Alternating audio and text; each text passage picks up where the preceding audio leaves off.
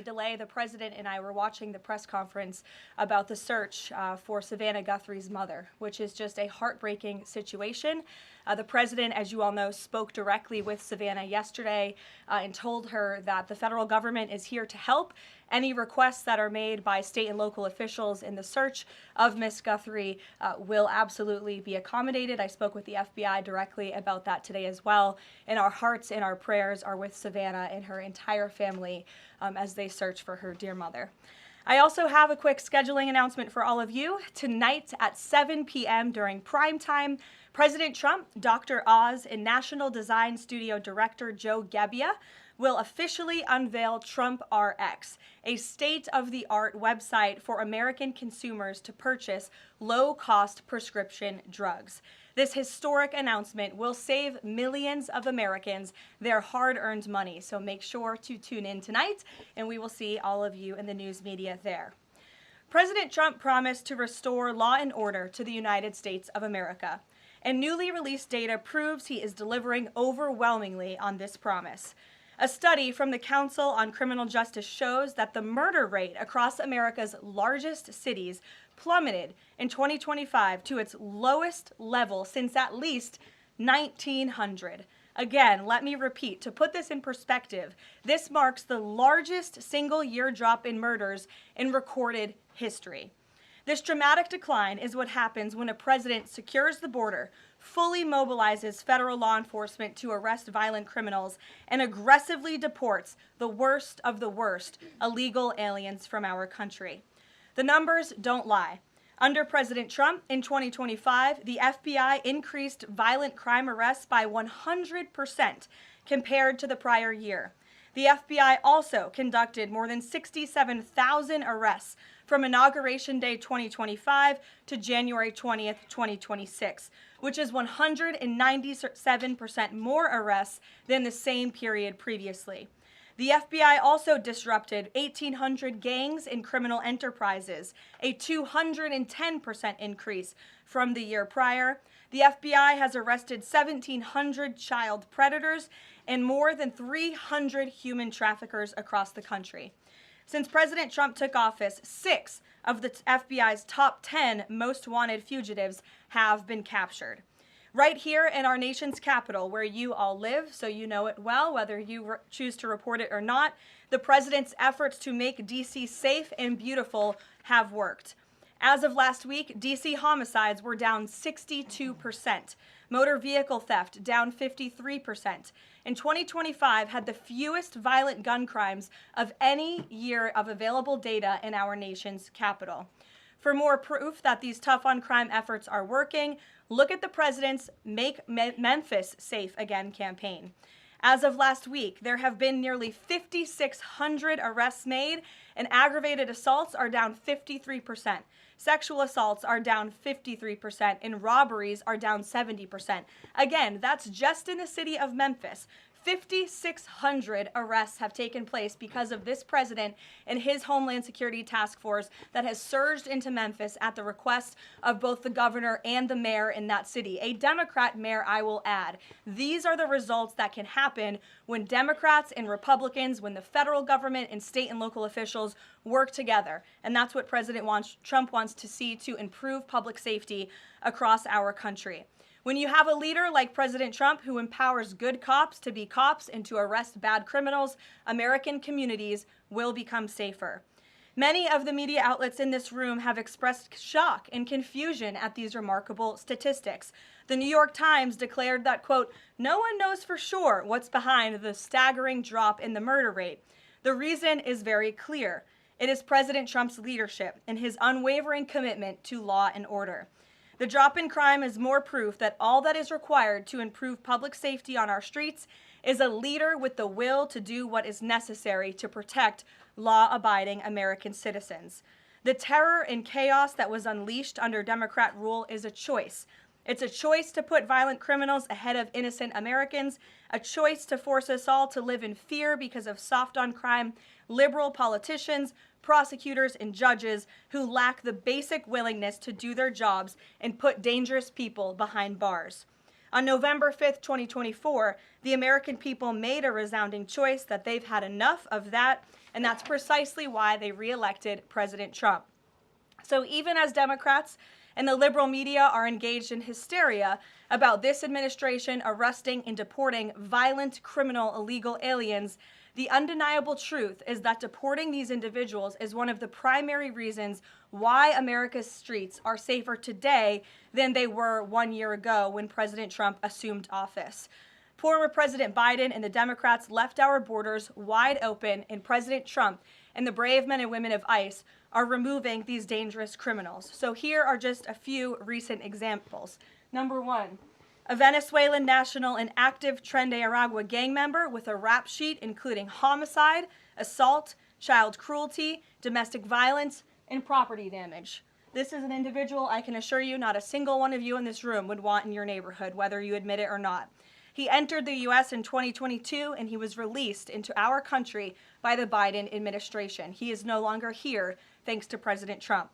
An El Salvadorian national and known MS-13 associate, previously convicted of homicide, conspiracy to commit homicide, and kidnapping, arrested for arson, battery, armed carjacking, and assault. He entered illegally in 2016, was released by the Obama administration, and ICE just arrested him on January 8th, 2026. This example shows you how many criminal illegal aliens have been roaming American streets freely because of a lack of attention to this matter from the previous administration, and President Trump is cleaning up their mess. A Cuban national and blood gangs member convicted of multiple homicides and robbery. ICE arrested him on October 27th and removed him on January 6th, 2026. Arresting and deporting these types of illegal criminals is precisely what the American people voted for. And despite desperate recent attempts by Democrats and those in the media to undermine the president's deportation agenda, these efforts are failing. Brand new Harvard-Harris polling shows overwhelming support for President Trump's efforts to protect law-abiding citizens from criminal illegal aliens. Nearly 8 in 10 Americans say criminal illegal aliens should be deported. A solid majority also support deporting all illegal aliens, regardless of additional crimes. And more than 2 in 3 Americans back the Trump administration's common sense requirement that state and local officials cooperate with federal authorities and work to hand over criminal illegal aliens in local jails for swift deportation. Finally, to prevent another invasion of millions of illegal aliens from happening again, President Trump and Secretary Noem delivered the most secure border in American history. 0 illegal aliens were released into our homeland over the past 9 months. This is a truly remarkable achievement. Again, 0 illegal aliens released into the country in 9 months. This is staggering, and it deserves more attention from all of you. Overall, Customs and Border Protection recorded the lowest total encounters in agency history. Daily encounters have fallen by 95%, averaging just 250 apprehensions at the southern border a day. This is compared to over 5,100 daily apprehensions during the Biden years. It's a night and day difference because we finally have a president who enforces the law and lets our law enforcement do their noble jobs of protecting our homeland. When President Trump campaigned on making America safe again, this is exactly what he meant, and the numbers and the results speak for themselves. With that, I will open it up to questions today.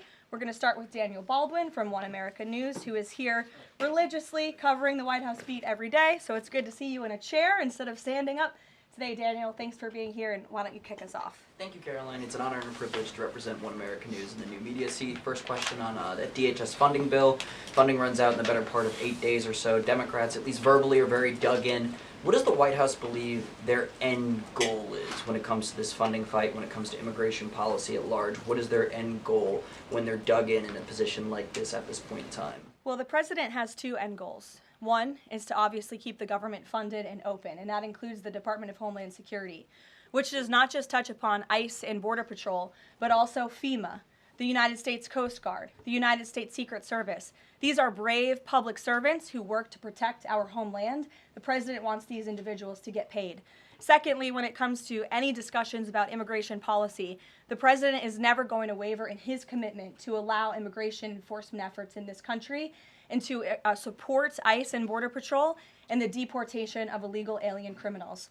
I know Senator Schumer and Leader Jeffries sent over a very long list of demands, some of which the administration is willing to discuss. Others don't seem like they are grounded in any common sense, and they are non-starters for this administration. But we're not going to negotiate policy from the podium. I'm going to allow the president to do that, and any final decisions that are made will be made ultimately by him. But rest assured, he is never going to allow law enforcement in the jobs that they do, the important jobs that they do, to be undermined. And secondly, Karoline, the Department of Homeland Security put out a tweet a better part of an hour ago alleging that an illegal alien was involved in a major car wreck in Indiana, killing 4 people, and they allege that the suspect in question came in under the CBP-1 app under the Biden administration and received a commercial driver's license from the state of Pennsylvania. What is the White House's reaction to a situation like this? And what is the White House doing to crack down on cases like this where illegal aliens are obtaining commercial driver's licenses? Yes, this is another abhorrent example of the border crisis over the past 4 years, and it again exemplifies why the administration must continue and will always continue to fully back and support ICE and Border Patrol and law enforcement in their removal of illegal alien criminals from our country. For those who don't know, and all of you should report on it, 4 Americans were tragically killed and lost their lives this week yet again from an illegal alien, an individual who was paroled into the country by the Biden administration using the CBP-1 app, which they created like it was a magic pass for Disneyland. That's not how immigration in this country should work. And this illegal alien from Kyrgyzstan was traveling on an Indiana highway, and he failed to brake for a slowed semi-truck in front of him. He swerved into the lane, and he crashed into a van carrying 15 passengers, and 4 people were killed in that crash. This is another tragedy that could have been prevented if not for the wide open borders from the previous administration. That's why we now have a secure border. That's why this administration will continue to deport illegal aliens from our country. Thank you for being here. Garrett. John, thank you for your comments and your prayers for the Guthrie family. I have 2 questions related to the president's interview with NBC yesterday. Sure. At one point in the interview, the president said that he believes states are accumulating the votes for who wins the election. He says if they, meaning the states, can't do it honestly and can't be done properly and timely, then something else has to happen. What did he mean by that? Is he suggesting that the federal government count votes in elections?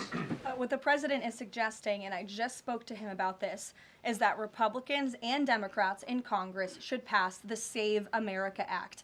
This piece of legislation is going to ensure that states are abiding by federal election law by removing non-citizens from their voter rolls. In addition, the Save America Act will require voter ID to vote, and it will require proof of citizenship to register to vote. These are very common sense policies and proposals that 89% of our country agree with. So that's what the president is talking about. Again, I just spoke with him about this, and he's calling on both Republicans and Democrats to send the Save America Act, to pass it into law and to send it to his desk as quickly as possible. To be clear, the SAVE Act doesn't say anything about who counts votes, which has always been a state, a local, a county function. Why does he keep talking about somebody else, presumably the federal government, counting votes? Because the SAVE Act directs states to remove non-citizens from their voter rolls. And we know in states across the country, the president is right to point this out. In states like California or in places like New York City, non-citizens are allowed to vote in state and local elections. And the federal government should absolutely do away with that. I don't think a single person in this room, if you really are being honest with yourselves, should agree that non-citizens should vote in American elections, no matter where that election is up and down the ticket. And so this is a piece of federal legislation that will help states ensure the integrity and the sanctity of their elections, and that's what the president wants. Peter. Thanks, Caroline. President Trump posted about Nancy Guthrie that he is directing all federal law enforcement to be at the families and local law enforcement's complete disposal immediately. What should we expect to see from the federal government in coming days in the search to find Nancy Guthrie? It's a very good question, Peter, and it's why I was on the phone with the FBI earlier this morning to ask that. And what they told me is that the FBI, again, is at the disposal of the state and local government. Whatever personnel or assets or resources that the state and local authorities and police need will be granted to them at the direction of the president, the FBI director, and the attorney general. A different law enforcement issue. The FBI just found 1,000 samples inside an illegal biolab in Las Vegas. It is linked to a different biolab that was previously raided. There are ties to China. What does the president think the CCP might be up to here?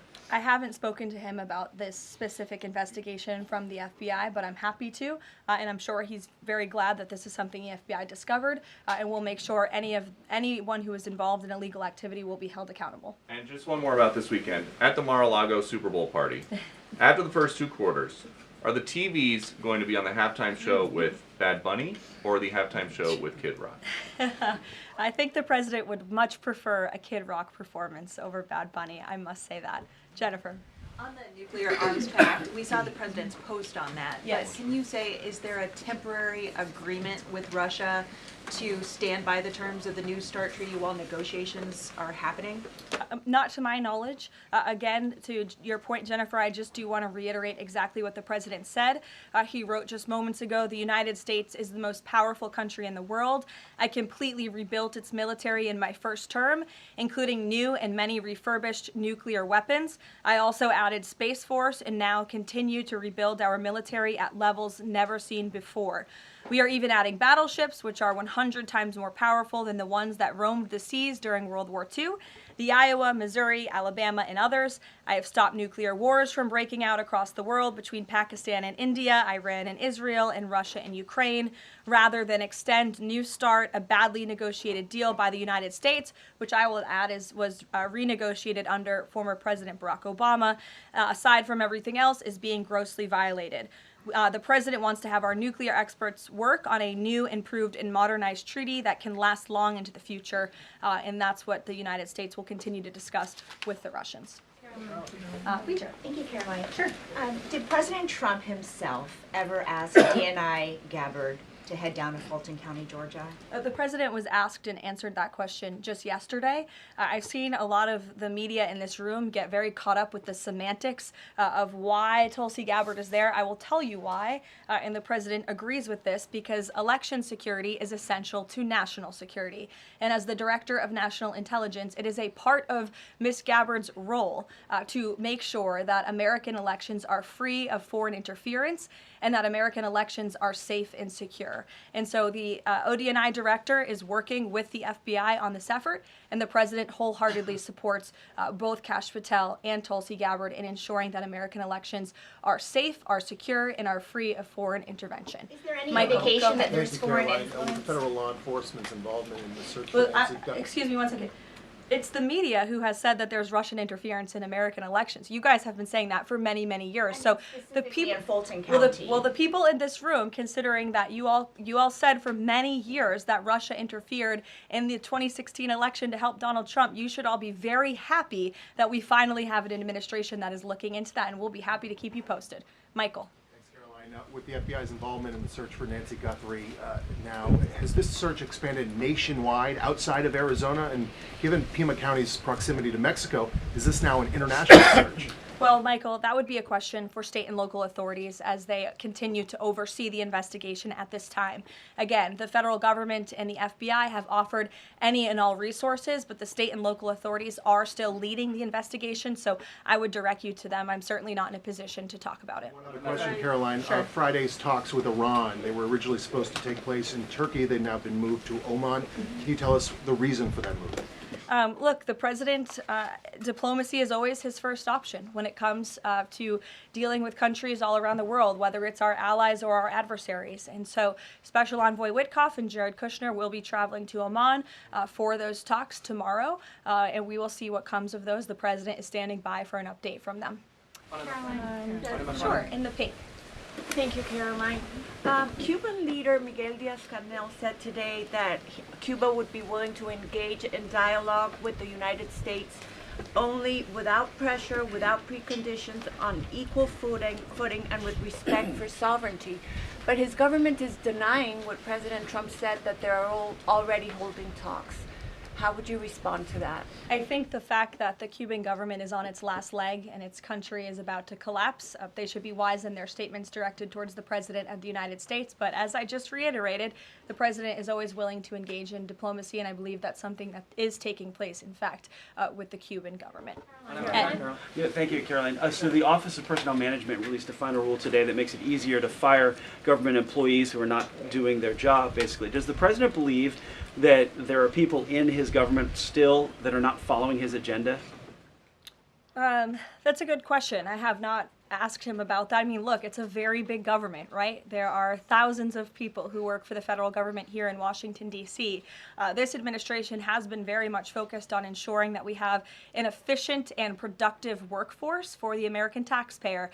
There's not a day that goes by where we don't show up and realize we are public servants working on behalf of the American people, and everybody in the federal government best have that mindset, or they won't be welcome to work for this administration. So I think it's a good thing that the Office of Personnel Management put this rule out. I think if people aren't doing their jobs, if they aren't showing up for work, if they're not working hard on behalf of this president, they're not welcome to work for him at all. The New York City mayor is dealing with a $12 billion budget deficit. If he texted President Trump, would the president bail him out? I'll leave that answer to the president himself, Ed. Kristen, go ahead. One more follow-up on Karoline Gabbard. You have said that the president supports the fact that she was there, but last night when he was asked about it, he said he didn't know why she was there. He didn't say that he directed her. Can you clarify on that? Did she go by herself and he learned later and supports it? Well, did you look at the full entirety of his response? I was in the room for that NBC interview, Kristen, and he just said exactly what I told you, which is that election security is essential to national security. We need to ensure that our elections are free and are fair and are free of foreign interference. And he spoke about how Ms. Tulsi Gabbard is involved in that effort. So you're taking like the first 3 words that he said to one question and not looking at his entire response. On what you said about foreign interference, you talked about 2016 and Russian interference, but what we've learned from these Georgia officials is what was seized by the FBI were ballots from 2020 in this Fulton County election center. Do you have any evidence that there was international interference in the 2020 election in this election center? What I do have evidence of, and what the media seems to be undermining, is why Tulsi Gabbard is there in the first place. And I would point you again to federal law that clearly assigns the DNI and the office with the statutory responsibility to lead counter intel matters related to election security.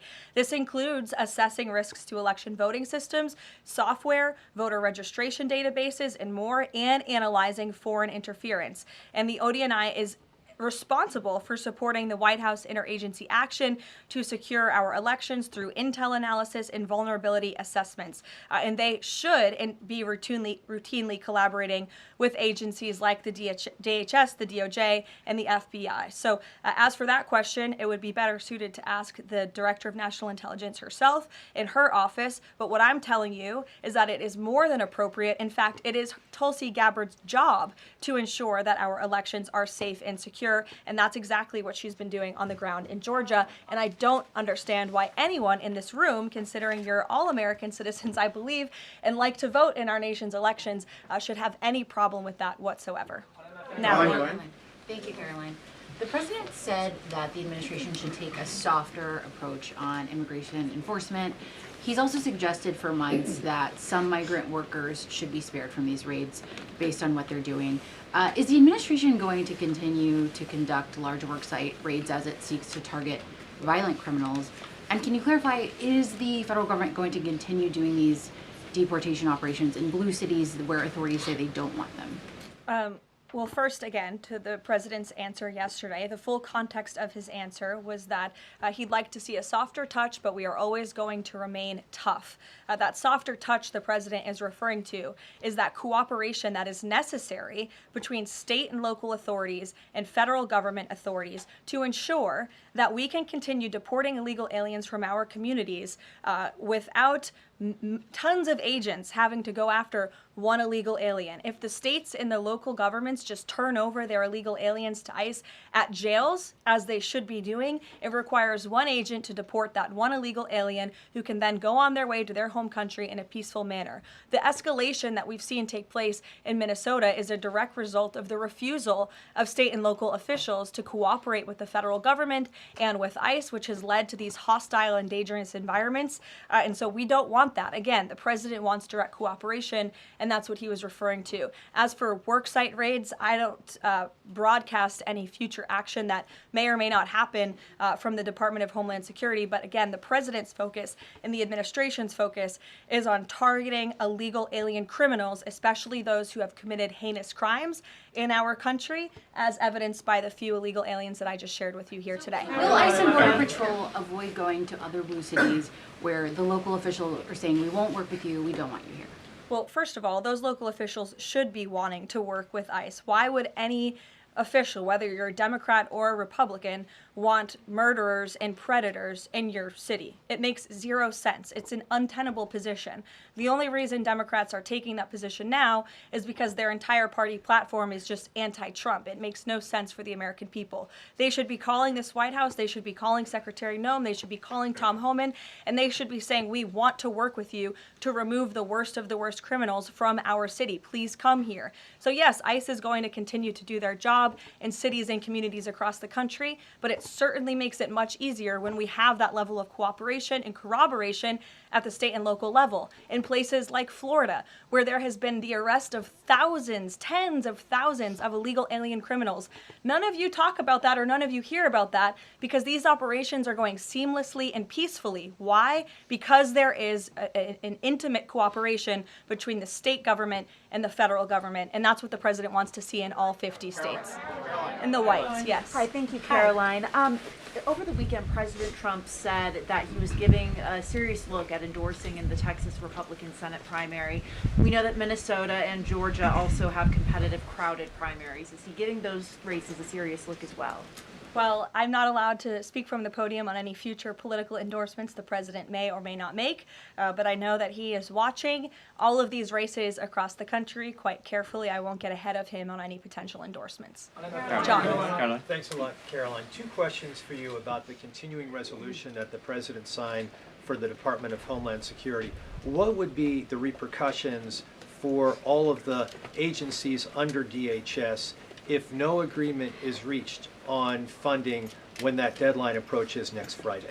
Well, there will be grave repercussions for all of those agencies, but more importantly, frankly, for the American people who those agencies serve. And that's exactly what the president and the White House want to avoid. Again, we want to keep the government funded. We want the Department of Homeland Security, of course, to be up and operationalized and continuing as necessary to protect our homeland, to secure our border, to ensure the brave men and women of the United States Coast Guard are getting paid, the brave men and women of the United States Secret Service who protect the president, the vice president, and frankly, all of you in this building every day continue to receive the paychecks that they so well deserve. And so that's why the White House will engage in these talks with Democrats. But again, the president is never going to cave on this administration's core promise to deport illegal aliens from our country. You said, Caroline, in your statement that there are certain proposals that Democrats are putting up that are non-starters. What are some of those non-starters? There are a few, and it's a very good question, but I won't negotiate from the podium. I know the White House will be engaged in direct, serious talks with Democrats on this important matter. Natalie. Thank you. In addition to launching Trump RX tonight, Trump has said that he wants to meet with insurance companies to lower healthcare costs. Do you have any update on when those meetings are Yes, he does want to meet with insurance companies. That meeting will take place. I don't have an update on when it will be on the schedule, but the purpose of that meeting will be to continue to negotiate with these companies to ensure that more money is going back to the American consumer. And you're all going to see that on full display tonight at 7 o'clock with the formal launch of Trump RX. I'm telling you, this is going to be a very cool and unique event, so everybody really should tune in. Can you clarify what the president said on the Diego Garcia deal? He said he didn't like it, now again he says he's for it. He spoke with Prime Minister Starmer directly. He understands Prime Minister Starmer's position. and he supports it. But as the president reiterated in that statement, of course, the United States reserves the right to protect our assets. We still have a military base, of course, on the island of Diego Garcia. And so the president reiterated to the prime minister and to all of you that the United States will never waver, if necessary, in protecting our assets anywhere in the world, but including on Diego Garcia. And he supports the prime minister's decision. Elizabeth. Just on that one, Caroline, can I ask you? Said that he's now seeking. John, I'll go to you after. The president said he's now seeking $1 billion from Harvard, considerably more than before. What changed here, and how are negotiations going? Well, look, this has been an ongoing negotiation and, frankly, a frustrating negotiation for the president and the administration because we want a deal. And it's very unfortunate that Harvard has dragged its feet in understanding they need to rectify the wrongs and the illegal behavior that took place on their campus over the course of the past several years under the previous administration. And so the president wants a justified deal to correct for that criminal behavior that took place on their campus. He is now demanding $1 billion from Harvard University, and Secretary McMahon will be continuing to lead this negotiation and these talks. John. Caroline, thank you. You mentioned some polling earlier that was very compelling on deportations. Rasmussen came out with a poll today, said 75% of Republicans want all illegals deported. It seems like the conversation has shifted again to focusing only on deporting illegal aliens who are criminals. Is the president still committed to deportations of the 20 million illegals that came here under Joe Biden, or are you starting to see that back? Yes, and the president has always been committed to that, John. But we must prioritize, and the prioritization is on those tens of thousands of convicted criminals whom we know are still roaming our streets. ICE and Border Patrol and DHS have done a phenomenal job of removing tens of thousands of them. Actually, nearly 1 million people have been deported from our country over the past year, 2 million additional self-deportations. So nearly 3 million people have left the United States. But again, as you pointed out rightfully, Joe Biden and the Democrats allowed approximately 20 million people into our country illegally. So yes, of course, the president is committed to ensuring that America is and always will be a nation of laws. Thank you, Caroline. Steve Bannon recently said, quote, "We're going to have ICE surround the polls come November." Is that something that the president is considering? That's not something I've ever heard the president consider, no. So you can guarantee to the American public that ICE will not be around polling locations or voting locations in November? I can't guarantee that an ICE agent won't be around a polling location in November. I mean, that's frankly a very silly hypothetical question. But what I can tell you is I haven't heard the president discuss any formal plans to put ICE outside of polling locations. It's a disingenuous question.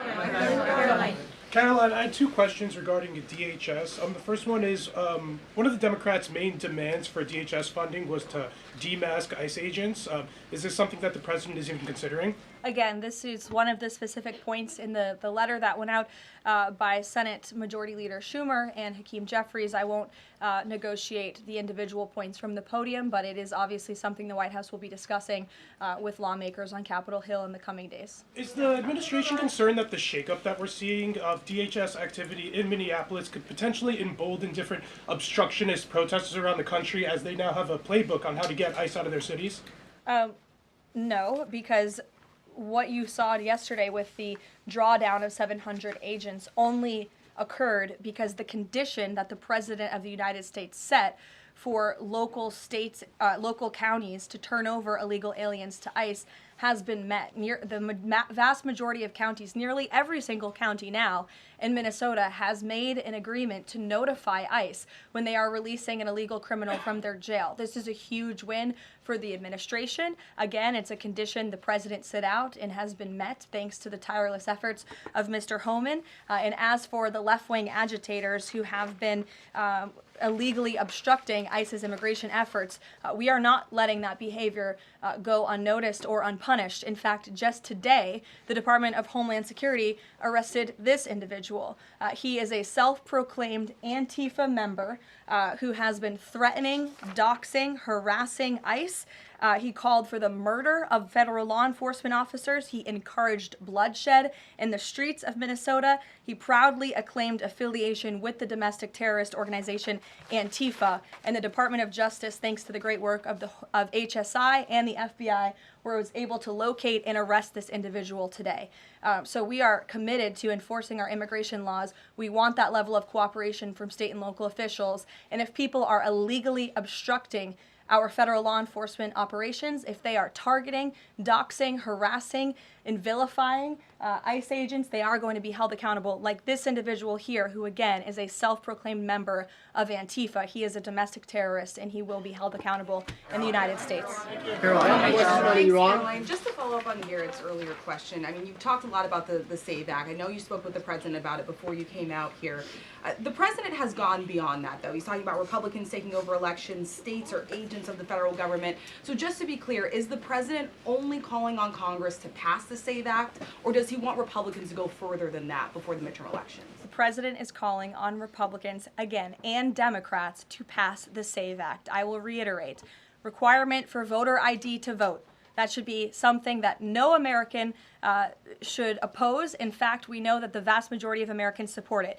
Requiring proof of citizenship to register to vote, which is not hard to do. We should be able to do that in this country. If you want to register to vote in the United States of America, you have to be a citizen in the United States of America. And this piece of federal legislation will direct states to remove non-citizens from the voter rolls. I just had a conversation with the president about it. Thank you, Caroline. I have two questions. Tariffs on South Korea. As you know, President Trump recently mentioned tariffs, increasing tariffs on South Korea. When will the 25% tariffs increasing on South Korea begin? Secondly, what impact will this have on national security? Sure. I don't have a timeline for you on that, but I will make sure that our trade team here at the White House gets you an answer swiftly and promptly. John. Thank you so much, Caroline. Yesterday, President Trump, in the NBC interview, said that it bothers me that somebody is going after Bill Clinton. That somebody is the House Oversight Chairman, James Comer, a Republican. Why is the president bothered that they're investigating Bill Clinton and his Epstein ties? Look, I think that the president has respect for the former president of the United States, Bill Clinton. He said yesterday himself they've shared a good relationship, and that's what he was reiterating in that NBC interview. Go ahead, Caroline. Can you tell us a little bit about the agenda for tomorrow's talks with the Iranians? What will be the focus of the discussions? Diplomacy moving forward. The president has obviously been quite clear in his demands of the Iranian regime. Zero nuclear capability is something he's been very explicit about, and he wants to see if a deal can be struck. And while these negotiations are taking place, I would remind the Iranian regime that the president has many options at his disposal, aside from diplomacy, as the commander-in-chief of the most powerful military in the history of the world. Take one Washington Examiner. Go ahead. Lynchburg County, Virginia is the third local law enforcement is defying the blue government's demand that they no longer cooperate with ICE. There's a lot of red counties that are thumbing their nose at the blue government, blue states leadership, telling them not to cooperate with ICE. Will this administration support those counties in any way? Support them either through legal help or? Absolutely. And if there is a county in this country, whether it's red or blue, that seeks to cooperate with the federal government to remove violent, illegal criminal aliens from their communities, this administration is here to help. You've heard the calls from the president himself on asking Democrats and Republicans across the country to call on the Trump administration to work with them, not against them, in the matter of public safety and securing our homeland. Thank you all very much. You'll hear directly from the president tonight at 7 o'clock, and I hope everybody has a good weekend. Happy Super Bowl weekend. The president has wisely chosen not to make a prediction in Sunday night's game, but as a native girl from New Hampshire, go Patriots. Thank you, guys. Thank you, Caroline.